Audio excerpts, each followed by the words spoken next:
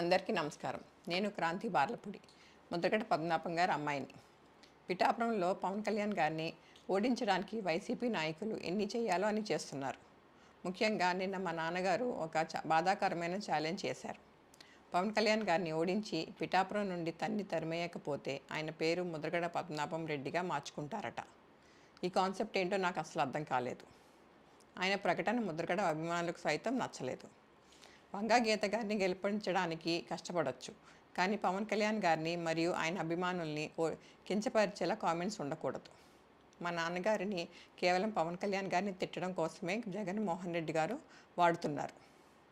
ఈ ఎన్నికల తర్వాత ఆయనను ఎటు కాకుండా వదిలేయడం పక్కా. ఈ విషయంలో నేను మా నాన్నగారిని పూర్తిగా వ్యతిరేకిస్తున్నాను. నేను పవన్ కళ్యాణ్ గారి గెలుపు కోసం నా వంతు కృషి నేను చేస్తాను. నమస్కారం.